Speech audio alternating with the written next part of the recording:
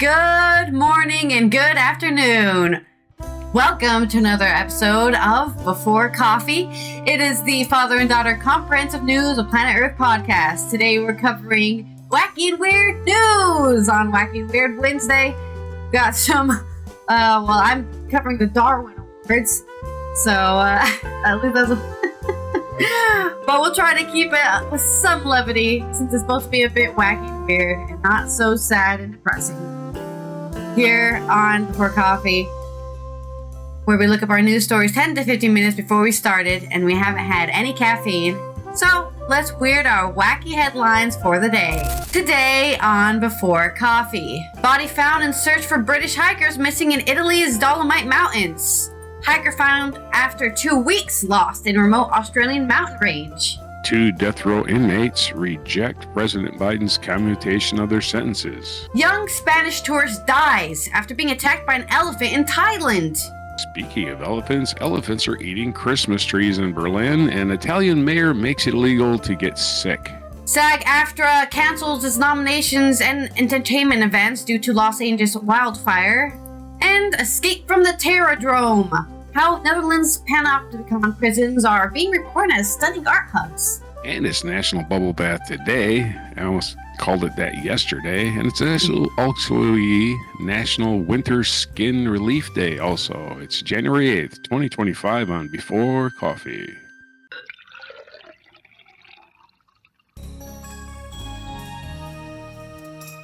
Yeah, elephants are out there being weird and wacky. And also, hikers are out there getting lost. So, our first story comes from Tom Watling on The Independent.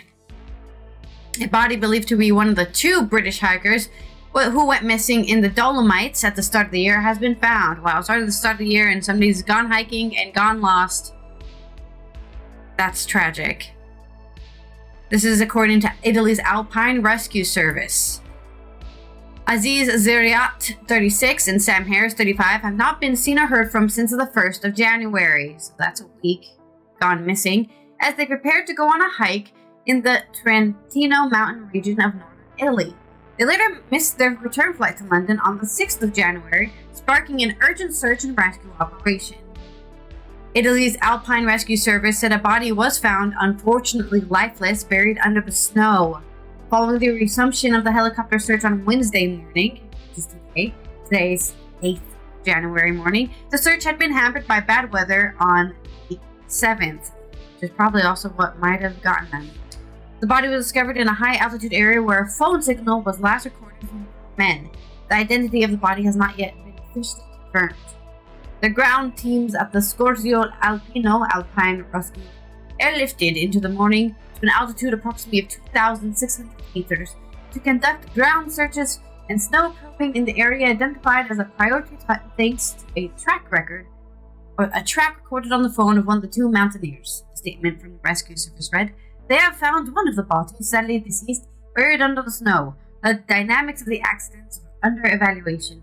The search for the second mountaineer continues on the ground, with the deployment of Soccorso Alpino's avalanche-trained K9 unit."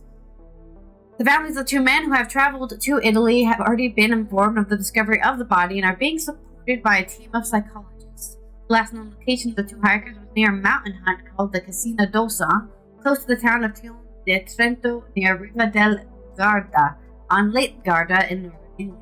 The pair had sent a video message to their families from the hut ahead of plans to hike at 3,000-meter peak. They said in the video that they planned to leave their packs at this hut ahead of a hike. Okay, so it was a 3-kilometer hike, and somehow they got snowed in, they got trapped somewhere. I mean, I'm just making up a story because they currently are still investigating the story. The rescue team issued an update earlier on today, the 8th of January, saying the men's backpacks and equipment were found during a search of the hut they are believed to have sheltered at, which they did say they left their stuff there, which might have been the bad thing they did, because maybe there would have been some rations or water or supplies in there that they could have used to keep warm. No, we'll just hike up the mountain for 3 kilometers in the winter. We have our jackets. What else do we need? Joseph Shepard, a close friend of both Mr. Zuriat and Mr. Harris, who were supposed to join them on their hike, was unable to in the end due to injury. told The Independent on the 7th that he was scared for their lives. He said that he expected that they wouldn't be in a regular contact while on the hike, as there wouldn't be much signal and their phone batteries would die. His worries intensified when he found out they didn't make their flight back to London. Mr. Zeriot's girlfriend and friends, the hikers, including Mr. Shepard, have flown to Italy to help coordinate the search with authorities. They managed to log into Mr. Zeriot's email, finding a route the two experienced hikers had discussed as a possible route, but there was little information beyond the concerning their whereabouts. Helicopters had been used to search the Casina Dosan mountain hut and a second refuge in the area. Joe Stone, a university friend of Mr. Zeriot, told the PA news agency they are experienced hikers and they go a couple times a year. It wasn't surprising they had no signal as they like to go off the grid. Alarm bells were raised enough, though, when they didn't turn up for their flight. Mr. Stone praised the public response that they had seen the nice side of humanity since asking for help. He added, the response from the local authorities has been fantastic. People from all walks of life have been trying to help. Okay. I think it's unlikely that the other man will be found alive unless this is some sort of conspiratory murder where he's actually killed his friend and then escaped to another country, living another life.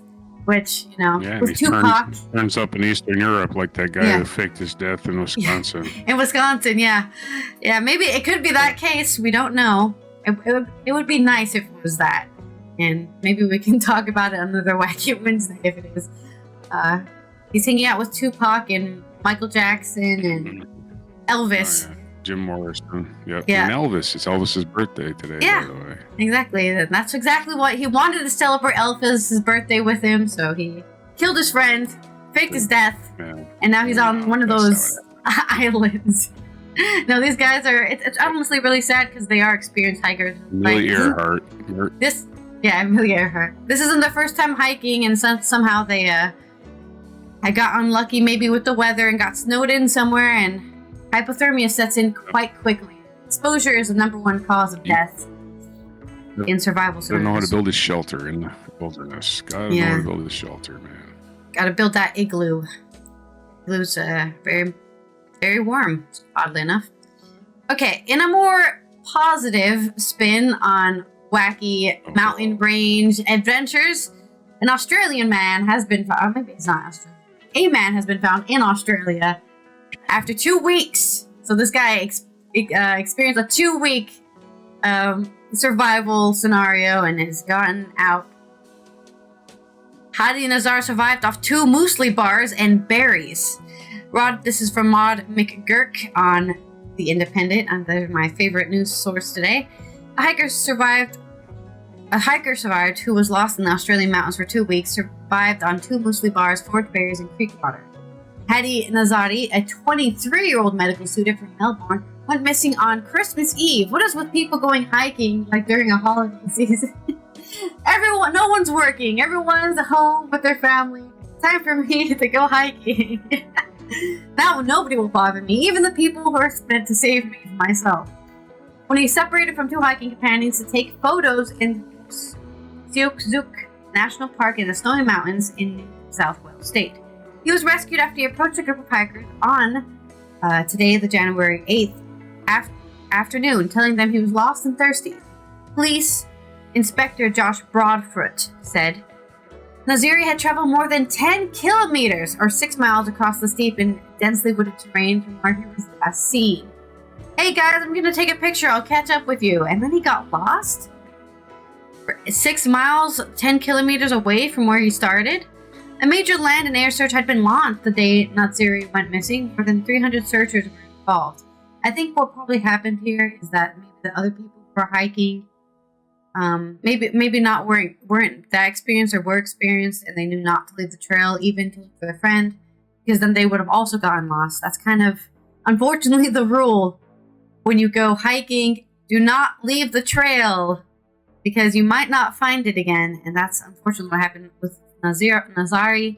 His friends, in a way, had to abandon him because they didn't want to get lost themselves, I'm assuming.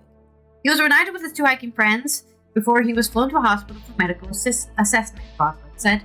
Naziri told police he had been walking from morning until night, Broadfoot said.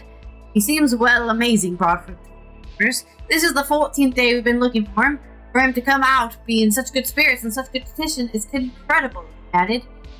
"There are some creeks up there, and he said he's been finding water where he could and foraging for food where he could, in terms of berries. At one point, he said he found a couple of muesli balls in a hut. Other than that, 14 days. Water's more important, though. Nazari only needed treatment for dehydration. The national park surrounds Mount Kosciuszko, which is Australia's highest peak, but Australia is a relatively flat continent, and the mountain is only 2,228 meters, or 7,310 feet. Yeah, well, you try falling from that distance. It's still quite high. Weather conditions are mild during the current southern hemisphere summer. Searchers had been optimistic that Nazari would be found alive. He was an experienced hiker equipped with a tent. Searchers had found his campfire, camera, and hiking poles in recent days, suggesting that he was going to walk. So, two experienced hikers might not have got out scot-free because of winter, but Nazari was lucky to be in the southern hemisphere where it's a bit warmer, and, just get into a creek if you overheat, I suppose. But there's your hiking stories for the day. I don't know if you were looking for your hiking news, but I got it all here. Wacky world of hiking. Yeah. And on to your story. All right. We have from NBC News, Eric Ortiz.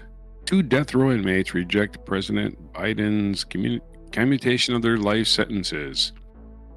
2 prisoners who are among the 37 federal inmates whose death sentences were commuted last month by President Joe Biden, a move that spares them from the death chamber, have taken an unusual stance. They're refusing to sign paperwork accepting his clemency action.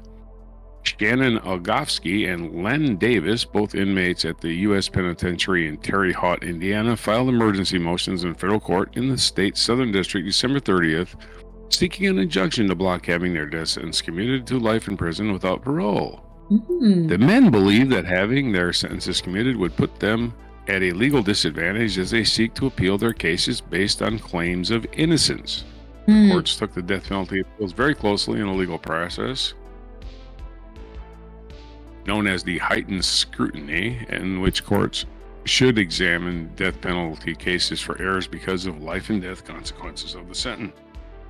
The process doesn't necessarily lead to a greater likelihood of success, but Ogofsky suggests that he doesn't want to lose that additional scrutiny. To commute a sentence now, while the defendant has active litigation in the court, is to strip him of the protection of heightened scrutiny. This constitutes an undue burden and leaves the defendant in a position of fundamental unfairness, which would decimate his pending appellate procedures, according to Ogofsky's filing. Davis wrote in his filing that he has always maintained that having a death sentence would draw attention to the overwhelming misconduct he alleges against the Justice Department. He also wrote that he thanks court for its prompt attention to his fast-moving constitutional conundrum. The case law on this issue is quite murky, but inmates face a daunting challenge in having their death sentences restored, says Dan Coble, a professor in constitutional law at Capital University Law School in Columbus, Ohio, who has represented defendants in death penalty and clemency cases. A 1927 U.S. Supreme Court ruling, for example, maintains that a president has the power to grant reprieves and pardons, and the convict's consent is not required. Ooh, interesting. I don't understand their legal argument. I mean, you can still have your case, seen by courts, even though your life sentence. The urgency disappears, I suppose, but I don't think judges give a crap about urgency.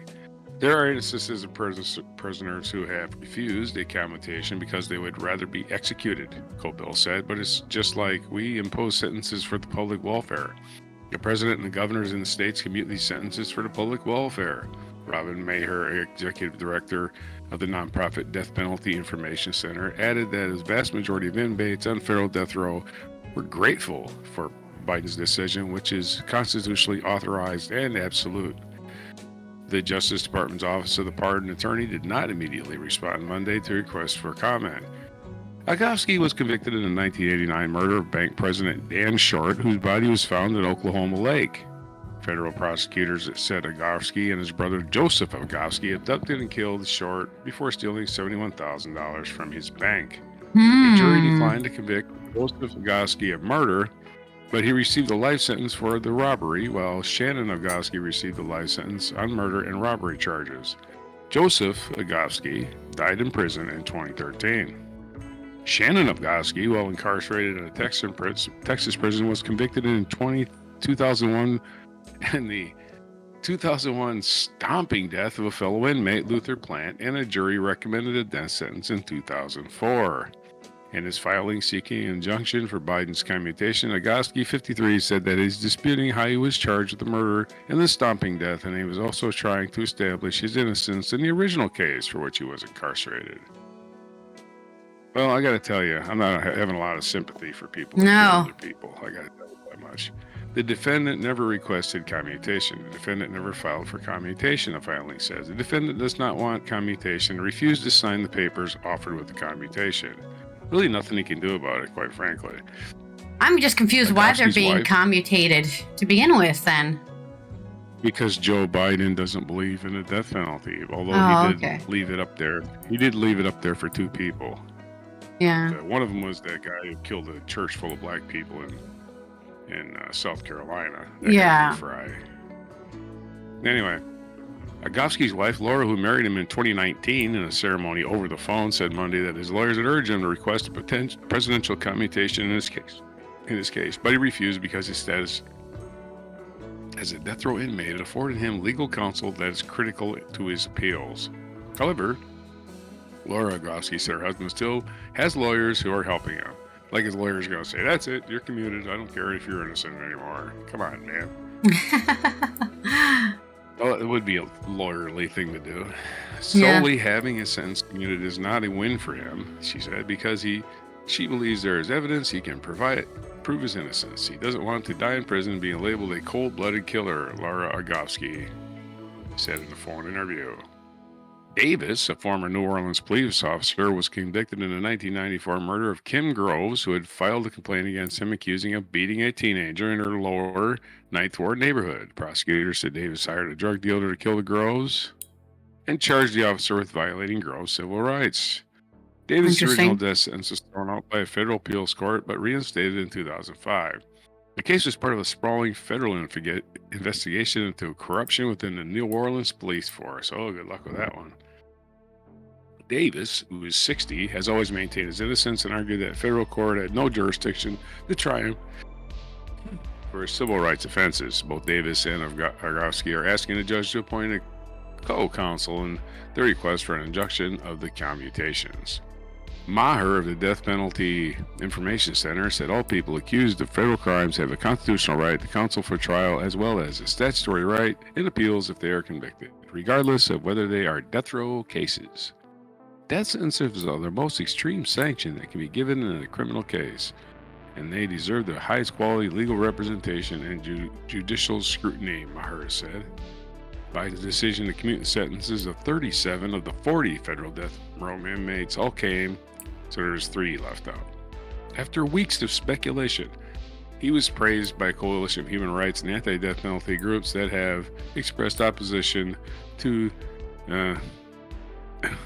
Trump's pledge to expand federal execution in his second term. The Justice Department under Biden imposed a moratorium on executions. "I am more convinced than ever we must stop the use of the death penalty at the federal level," Biden said in a statement announcing the commutation. "In good conscience, I cannot stand back and let a new administration resume executions that I halted." Biden, however, declined to grant commutations to 3 federal death row prisoners who were involved in either mass killing or terrorist attacks. Still, the president has faced criticism for commuting the sentences of the 37 others. But he didn't set them free. The Office of Independent Police Monitor in New Orleans, a civilian police oversight agency created in 2009, said commuting Davis's death sentence is a painful reminder that justice is not always served as it should be. Blah, blah, blah, blah, blah. We're going to talk about this no more. That's the end of the story. The end. Back to you. People with a death sentence denying their chance to break away because they want to get their entire thing rebuked, saying, "We never did anything wrong." Ran on too long as it was. Yeah. So I just cut it off. All right. From More back and forth.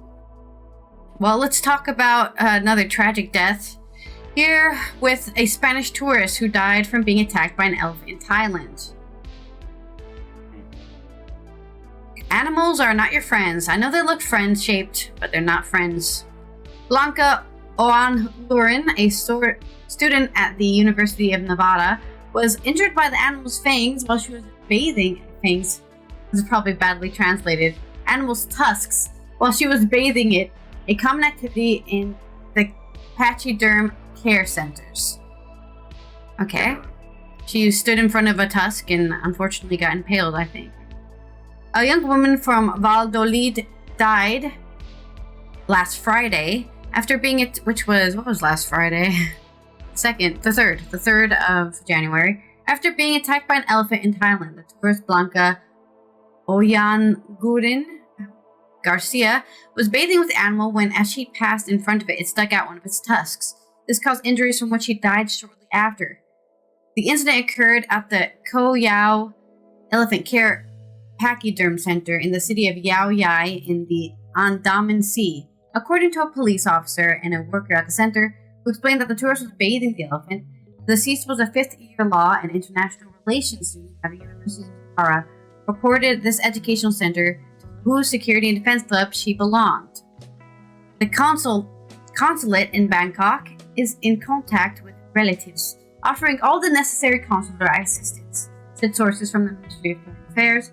Mayor of Valladolid, Jesus Julio Carnero, lamented the death of the young woman, who had lived with her family in the Castilian Leon's capital and had studied at the Pinolbar School, where she completed high school with her high grade of 9.89 points, probably out of 10. According to Diario de Valladolid and El Norte de Castilla, the young woman from Valladolid came from a military family and was 22 years old. In recent months, she had completed a professional internship in the Patrol section of the Navy headquarters in Madrid, where she had collaborated in organizing military events, and before that, in 2022, did another internship in technical legal consulting company in Madrid. Washing elephants is a common activity at an elephant recreation center in Thailand. They also participate in shows for tourists to cover the cost of their care. This is the first death from an elephant attack. I don't know even if you could consider it an elephant attack. I guess in a way it was more like an elephant assault, right? It was getting cleaned. She, I guess, stood in front of it. It freaked out and impaled her. The end of the story, really. Semantics. It didn't I'm just saying it didn't trample her. You know, it wasn't like it went into a rage. In the past 12 years, there have been 240 fatal accidents, although most are due to wild animals and inhabited by people due to loss of natural habitat. In 2024, 39 people died as a result. Thailand's Department of National Parks estimates that more than 4,000 wild elephants live in Thailand's sanctuaries, national parks, and nature reserves, a growing population but still well below the 300,000 that roam the country in a century. There are also estimated to be a similar population of domesticated elephants in the country, most of them used in shows for tourists. Thousands of elephants were once used in the logging industry. When logging was banned in 1989, the elephants began to be paraded on the streets for begging, something no longer seen in the country, and in entertainment venues. So, tragic loss of life due to animal mishandling, I suppose. But there's your wacky news coming out of Thailand.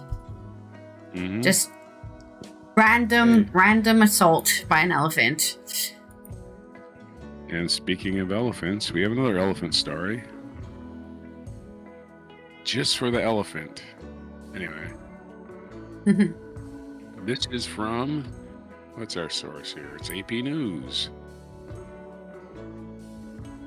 It's Christmas for the elephants as unsold trees are fed to the animals. That's right, at the Berlin Zoo. For the elephants and the others at the Berlin Zoo, it's finally time to unwrap. Sorry, did I get the reporter's name? Oh, no reporter's name. Never mind. For the elephants and others at the Berlin Zoo, it is finally time to unwrap their Christmas presents. Trees that didn't find a home this festive season were given to some of the animals on Friday in what has become an annual event. Elephants tore off branches with their trunks, lobbing them around their enclosure and eating the greenery. The zoo takes only fresh, unsold trees from select vendors. It doesn't accept trees from the public, which could contain chemicals and leftover decorations. They don't just serve as food, they're also used to keep the animals occupied, says Florian Six, the zoo's curator for mammals. The animals can fight with them, they can rub themselves against them, they can throw themselves over them, and they can do various other things with these fir trees. And so we enrich the animals' everyday lives, which they are very happy about. While the elephants eat up much of the tree, other animals take a more cautious approach. This year, the giraffes got a belated stocking fillers for the first time, suspended upside down at the height of their heads. Max enjoyed more than a taste of the greenery, but companion Mugabe appeared unconvinced after inspecting it. Anyway, so the elephants and the giraffes getting Christmas trees as a Christmas snack. And other weird news, Italy's mayor proclamation makes it illegal to get sick. This is according to UPI Ben Hooper. The mayor of Belcastro, Italy, issued a proclamation banning local residents from getting ill or seriously injured amid lagging access to healthcare in the area. The mayor of Italian Village issued a proclamation banning residents from getting sick. Mayor Antonio Torchia of Belcastro, Calabria, issued a proclamation ordering residents not to contract any serious illnesses. Man, I got a real bad acid reflux this morning. Oof. I gotta stop eating. Ordering residents not to contract any serious illnesses that could lead to the need for emergency medical attention. Residents were also ordered to not engage in activities that could lead to serious injuries and were advised to instead spend the majority of their time resting. Torchia later explained the proclamation was meant to be tongue-in-cheek way to draw attention to the shortcomings of the local healthcare infrastructure. The mayor said about half of the village's 1,200 residents are over the age of 65. The nearest emergency hospital is located nearly 30 miles away and is only accessible via a road with 18-mile-per-hour speed limit. The village has an on-call doctor, but the service is not available during nights, weekends, or holidays. What doesn't on-call mean he's on call? Anyway, that makes no sense. He's an on-call doctor, but not on nights, weekends, and holidays. Well, then he's not on call. He's at work. Anyway. Calabria is one of the poorest regions in Italy and has seen 18 hospitals shutter since 2009. Cube announced in 2022 that 497 doctors would be sent to Calabria over the course of 3 years to help staff the region's medical facilities. That's a lot of doctors. Right? Yeah. 497 over the course of 3 years. What do they want to each spend like a week and a half and they just go home? I don't get it. I mean, to be fair, Anyway. Doctors are overworked, so I can't blame them. True, but I like the on-call doctor not being available at the times when you're supposed to be on call, which is the whole point of being on call, not at work. Anyway, those are stories about elephants and doctors and sickness, and I did send you a video, so it's... Okay. I did send you a video. You can watch the whole thing, or you can cut it off halfway through, or whatever. All right. From doctors, let's talk about fires. That's right. Wildfires in Los Angeles are spreading everywhere, which has caused the Screen Actors Guild to cancel live nominations due to them. This is by David Marquand on Your News Culture. The Screen Actors Guild nominations have canceled an in-person announcement planned for today due to devastating wildfires and winds in the Los Angeles area.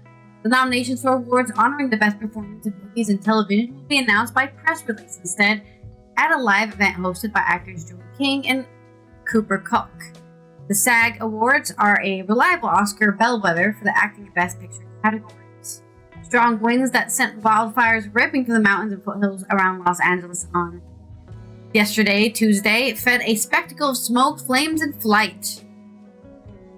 the seaside enclave of Pacific Palisades, which has long been a celebrity hideaway and magnet for those who are drawn to nature's doorstep, not far from the skyline of downtown Los Angeles, was also hit.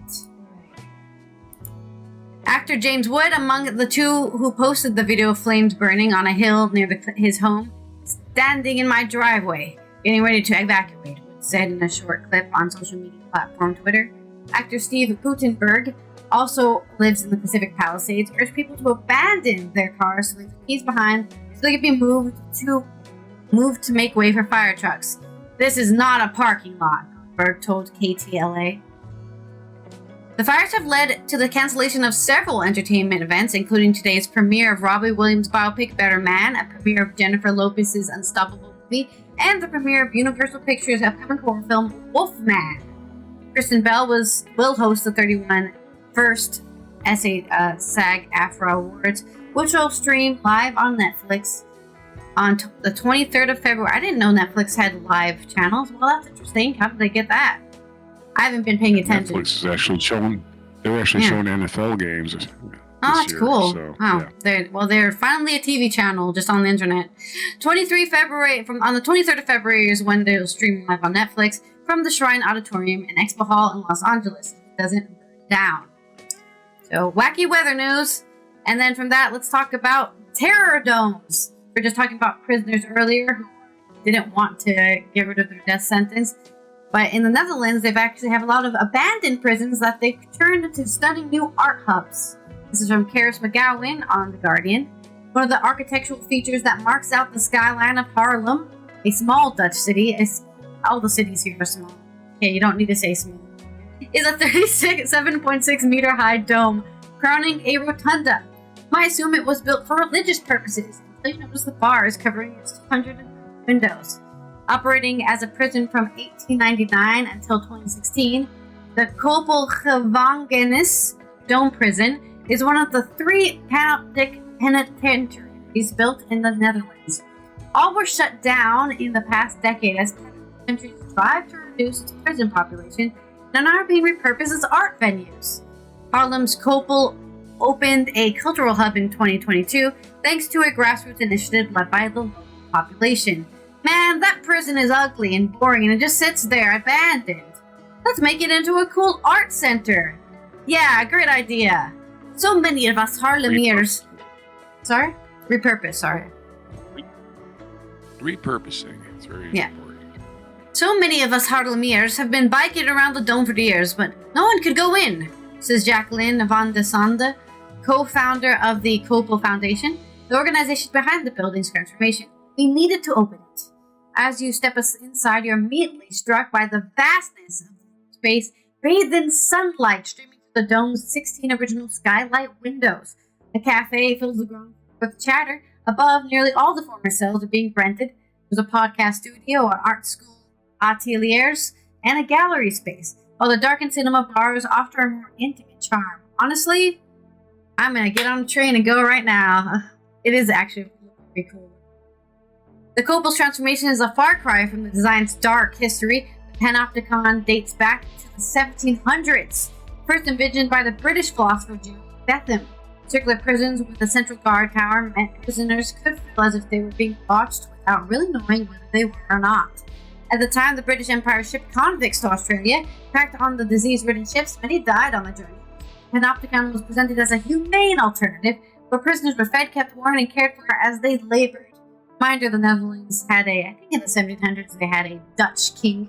So that's why the Netherlands has a British prison on it. In case you're confused by the history of the situation. Betham thought this would cause the prisoners William of Orange. Yeah.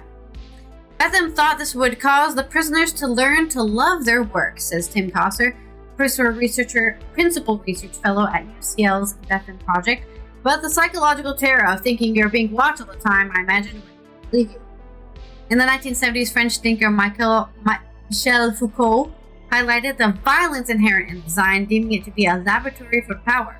More recently, the ominous structures have ignited the imaginations of sci-fi creators, depicted as inescapable citadels in Star Wars, The Clone Wars, Marvel's Guardian of the Galaxy. The panopticon is a very powerful metaphor for surveilling you, added Causer. building is always there, haunting you. Few panopticon structures were ever built. None were constructed in the UK. Isolated examples can still be found in abandoned sites in Cuba and the US. But the Netherlands has emerged as the unwitting heartland.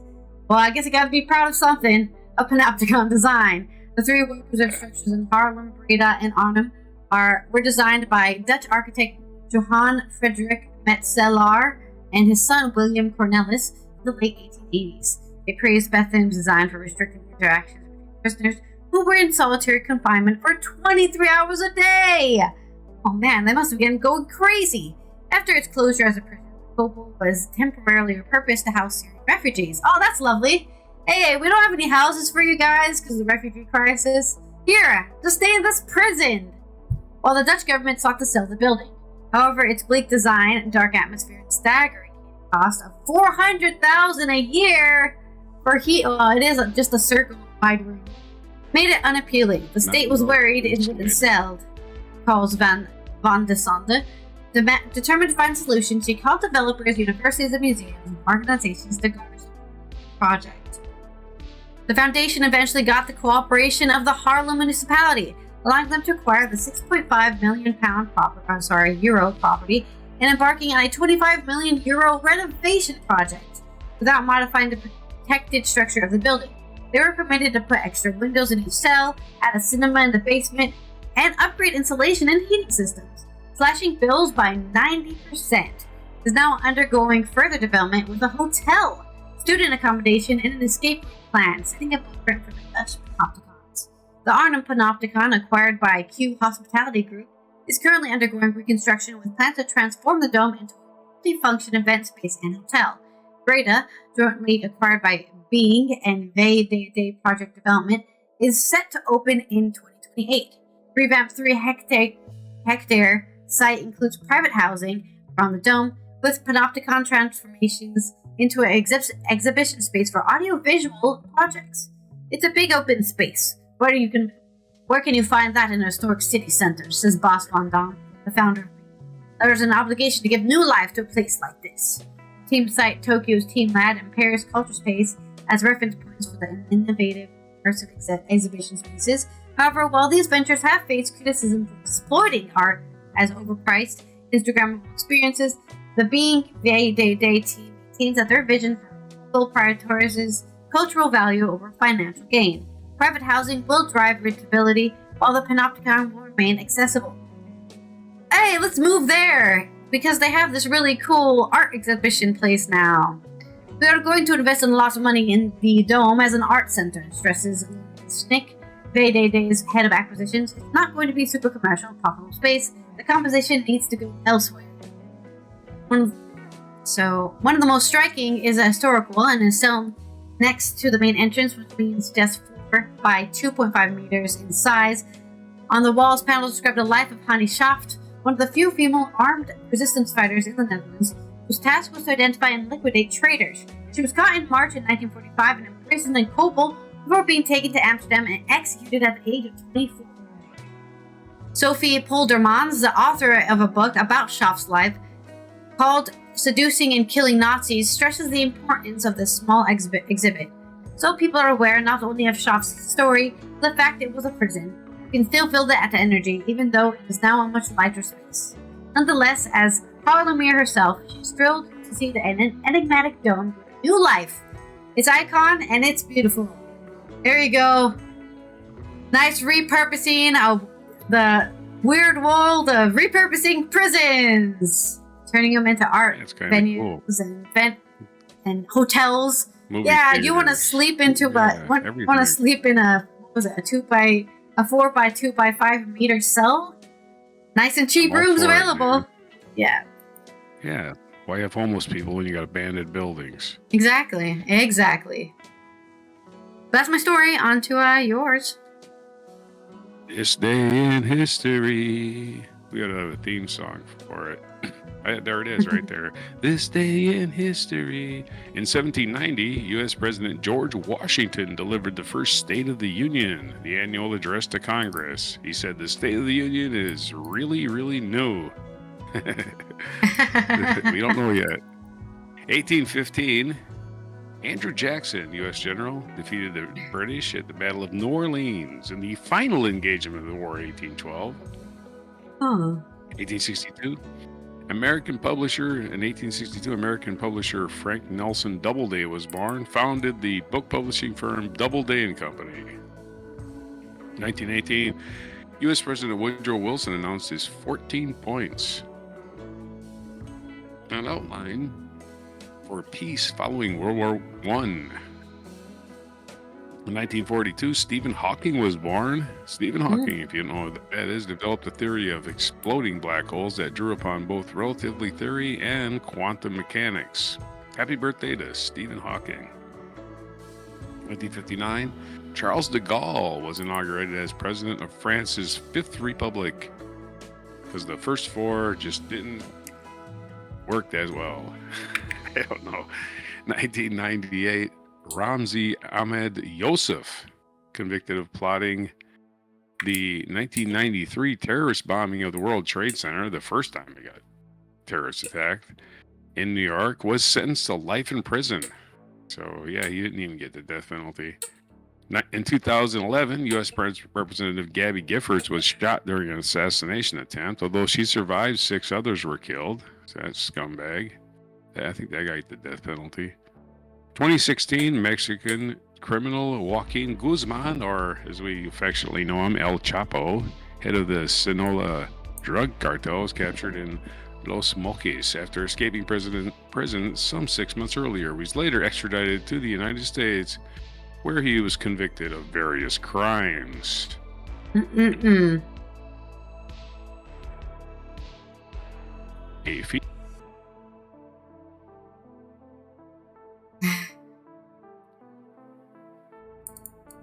Oh, you didn't say anything. Okay.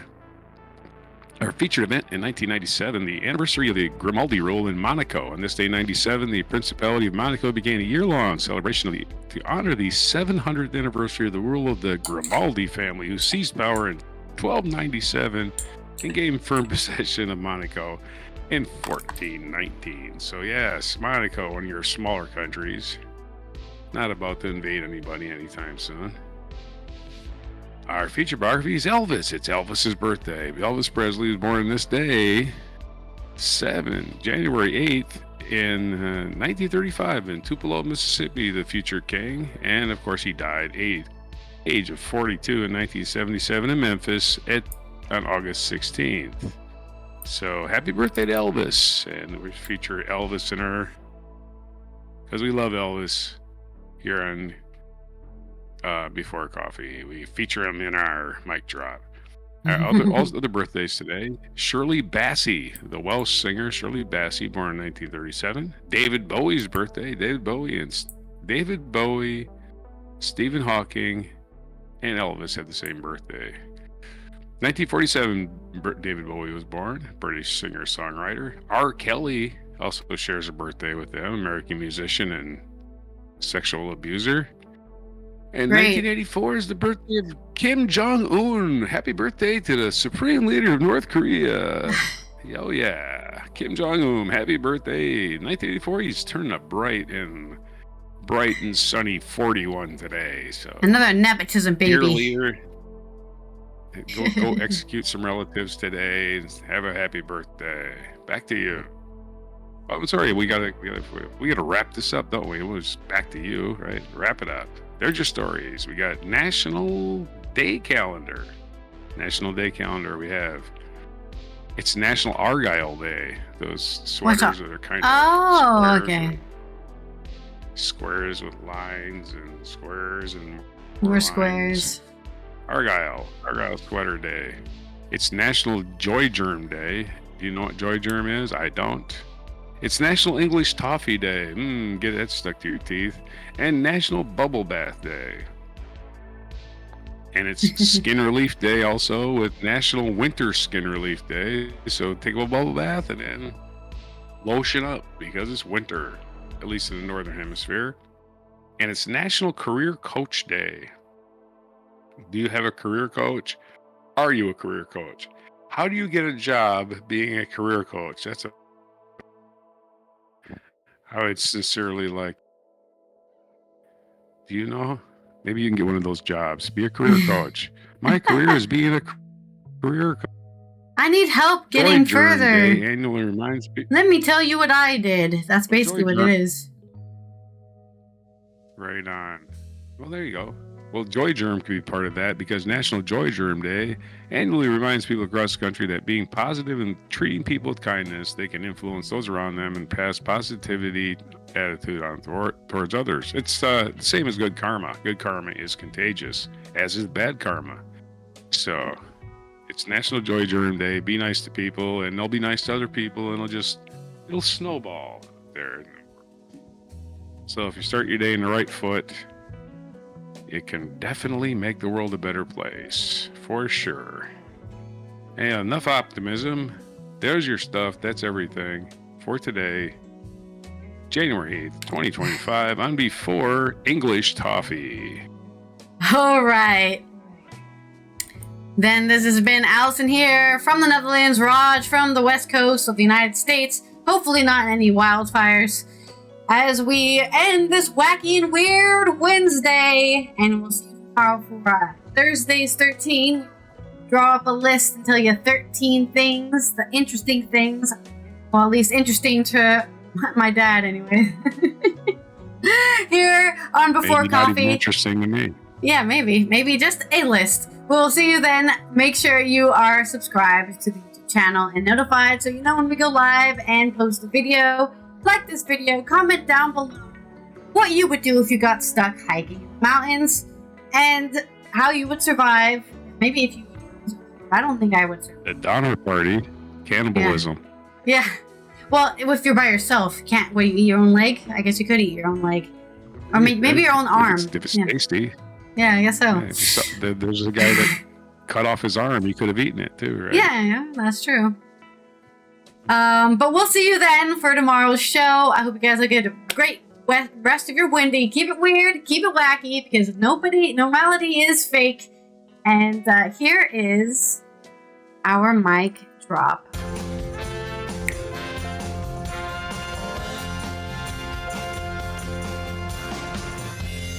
A nice. We celebrate Elvis and Neil Young at the same time. Yeah. Doing a double celebration. Just a nice musical breakdown here. A tribute to Elvis. Yep. Really like the horns in this song. He was the king. It doesn't say king, it says king. It's all tongue-in-cheek too. This great song. Neil Young does a great tongue-in-cheek song, man. There's something, maybe it's growing up listening to Bob Dylan, but I like a harmonica. I love a harmonica. It's soulful. It almost has a human voice to it. You can push your voice through it too. Yeah. Thank you very much.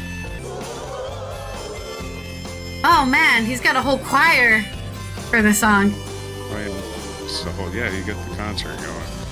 This is crazy verse. I mean, is this song really popular? Do people love this song?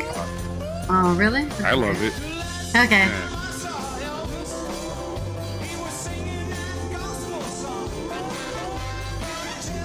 What is the Constable song? Oh. Not a lot of innovative lyrics in the song. It's mostly just a jam. No, there's a lot of great. It's like 6 choruses. You just picked it up 3 minutes in. Oh, okay. And you were towards the end. It's about a 3-minute song. It's a 5-minute song, actually.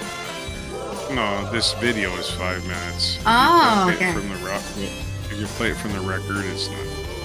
Oh, okay. It's probably about 5 minutes. I don't know. Anyway, most of the verses are in the beginning, as with every song. The playout's a lot longer. I mean, I'm a huge fan of a post-chorus bridge to the end of the song, but he doesn't have that, obviously. So, all right, play us out. That's it. Bye, Elvis. Bye, Elvis. Be